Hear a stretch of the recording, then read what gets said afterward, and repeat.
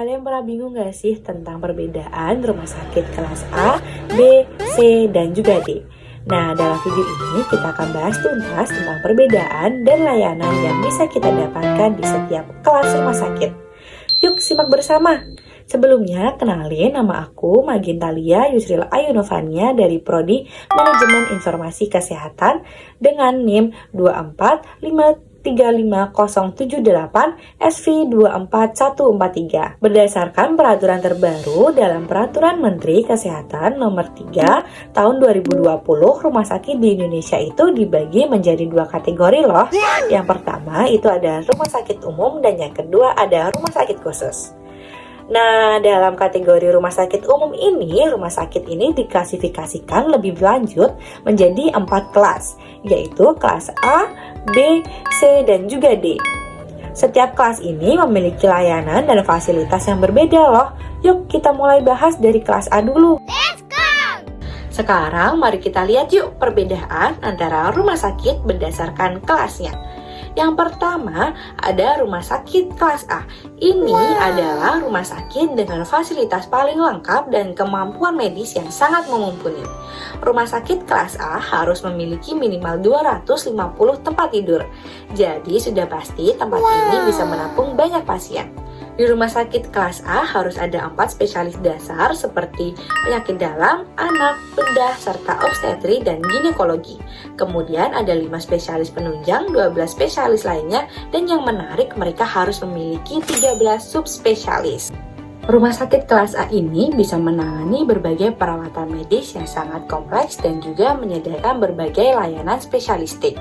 Contoh rumah sakit kelas A yang terkenal antara lain adalah RSUP Dr. Cipto Mangunkusumo di Jakarta, RSUP Dr. Hasan Sadikin di Bandung, dan juga RSU Dr. Sarjito di Yogyakarta. Berikutnya ada rumah sakit kelas B. Rumah sakit ini juga memiliki fasilitas yang cukup lengkap, meskipun tidak sebanyak rumah sakit kelas A. Rumah sakit kelas B ini memiliki minimal 200 tempat tidur loh. Wah, cukup besar juga ya. Di rumah sakit kelas B tersedia 4 spesialis dasar, 4 spesialis penunjang, 8 spesialis lainnya, dan 2 subspesialis dasar. Rumah sakit kelas B ini biasanya dapat menangani perawatan medis yang lebih kompleks daripada rumah sakit kelas C dan juga D, meskipun tidak selengkap kelas A. Rumah sakit kelas B antara lain RS Bethesda Yogyakarta, RSUD Kota Yogyakarta, dan juga RSPKU Muhammadiyah Gamping. Selanjutnya kita punya rumah sakit kelas C. Rumah sakit ini biasanya terletak di daerah-daerah dengan fasilitas yang lebih terbatas. Rumah sakit kelas C memiliki minimal 100 tempat tidur. Pelayanan di rumah sakit kelas C lebih terbatas, tetapi tetap mencakup 4 spesialis dasar dan 4 spesialis penunjang. Layanan yang tersedia biasanya terbatas pada perawatan dasar, layanan gawat darurat, serta pelayanan spesialis dasar.